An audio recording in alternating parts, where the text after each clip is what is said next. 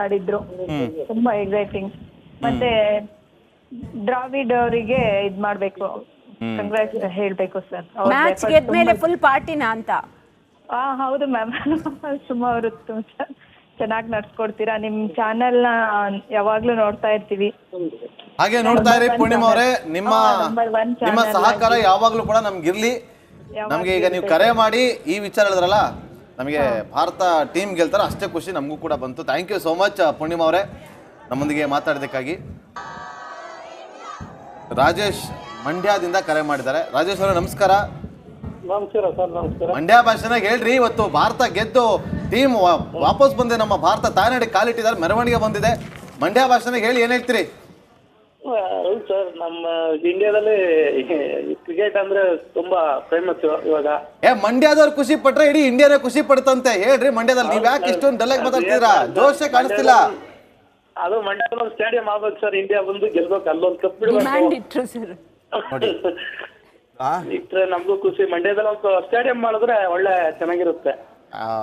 ಗೆಲ್ತಾರ ಬಿಡ್ರಿ, ವಿಶ್ವಾಸ ಅಣ್ಣ, ನಮ್ಮ ವಿಶ್ವಾಸ ಯಾವಾಗ್ಲೂ ಟೀಮ್ ಇಂಡಿಯಾ ಮೇಲೆ ಇರಬೇಕು. ದ್ರಾವಿಡ್ಗೆ ತುಂಬಾ ಧನ್ಯವಾದಗಳು ಸರ್.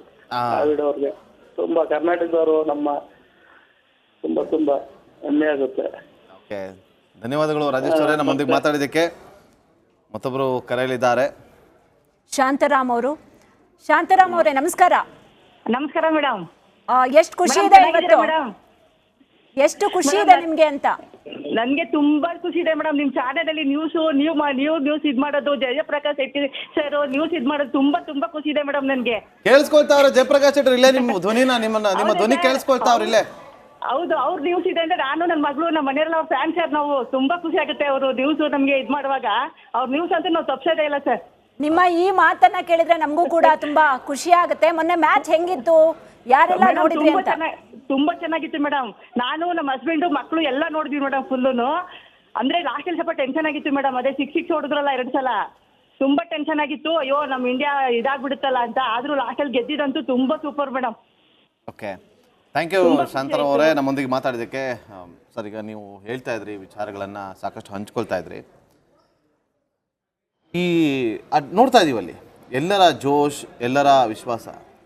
ನನಗೆ ಬಹಳ ಅಚ್ಚರಿ ಅನ್ಸುತ್ತೆ ಸರ್, ರಿಷಬ್ ಪಂತ್ ಆ ಆಕ್ಸಿಡೆಂಟ್ ವಿಡಿಯೋ ಗಮನಿಸಿದಾಗ ಈ ಥರನೂ ಕಮ್ಬ್ಯಾಕ್ ಮಾಡ್ತಾರಂತ ಯಾರು ಊಹೆ ಮಾಡಲಿಲ್ಲ, ಮಾಡೋದಕ್ಕೆ ಸಾಧ್ಯನೂ ಇಲ್ಲ.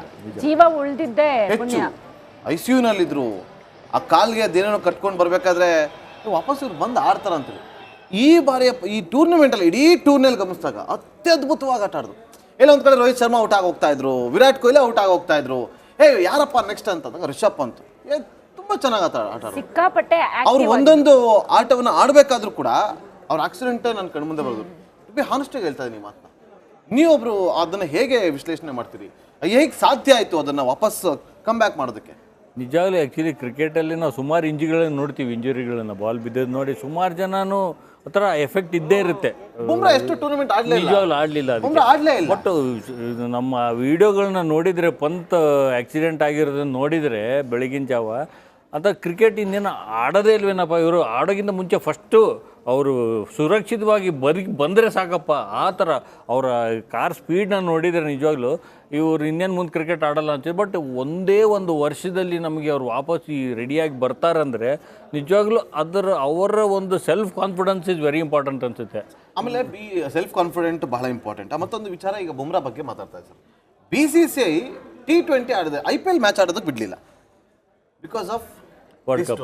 ಹೌದು, ಈ ವರ್ಲ್ಡ್ ಕಪ್ಗೋಸ್ಕರ, ಈ ಕಪ್ಗೋಸ್ಕರ ನೋಡಿ ಎಲ್ಲೋ ಒಂದು ಕಡೆ ಅವ್ರನ್ನ ಸೈಲೆಂಟಾಗಿ ಸೈಡ್ ಬದಿಗಿರಿಸಿ ಮ್ಯಾಚ್ ಆಡ್ದಂಗೆ, ಮತ್ತೆ ಅವ್ರಿಗೆ ಪೇನ್ ಬರಬಾರ್ದಂಗೆ ಆ ರೀತಿಯಾಗಿ ಅವರನ್ನು ಕಾಪಾಡ್ಕೊಂಬಂದರು.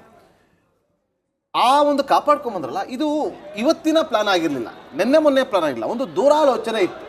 ಸೊ ಈ ಟೂರ್ನಮೆಂಟ್ಗೋಸ್ಕರ ಸಾಕಷ್ಟು ವರ್ಷಗಳಿಂದ ಪ್ಲಾನ್ ಮಾಡ್ಕೊಂಡು ಬರ್ತಾ ಇತ್ತು. ಸೊ ಅದೆಲ್ಲ ಹೇಗೆ ಮಾಡ್ತಾರೆ, BCCI ಹೇಗೆ ಡಿಸೈಡ್ ಮಾಡ್ತಾರೆ ಅಂತ ನೋಡಿ ದೃಶ್ಯಾವಳಿಯಲ್ಲಿ ನೋಡ್ತಾ ಇದ್ದೀರಿ. ದೃಶ್ಯಾವಳಿ ಕೂಡ ನೋಡ್ತಾ ಇರಿ. ಅದೇ ನಮ್ಮ ಸರ್ ಕೂಡ ಅದರ ಬಗ್ಗೆ ಎಕ್ಸ್ಪ್ಲೈನ್ ಮಾಡ್ತಾ ಇದ್ದಾರೆ. ಸರ್ ಹೇಳಿ.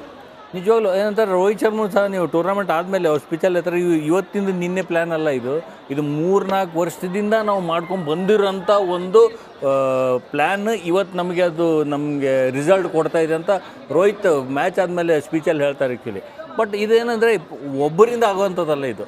ನಿಮ್ಮ BCCI NC ಅಕಾಡೆಮಿ ಇದೆ, ಮೇನ್ ಇಂಪಾರ್ಟೆಂಟ್ ಬರೋದಲ್ಲಿ. ಯಾಕಂದ್ರೆ ನಮ್ಮ ನ್ಯಾಷನಲ್ ಕ್ರಿಕೆಟ್ ಅಕಾಡೆಮಿ ಏನಿದೆಯೋ ಅಲ್ಲಿ ಪ್ರತಿಯೊಬ್ಬ ಪ್ಲೇಯರ್ಗಳು ಇಂಜುರಿಯಿಂದ ಬಂದಾಗ ಅವ್ರನ್ನ ರೆಡಿ ಮಾಡಿ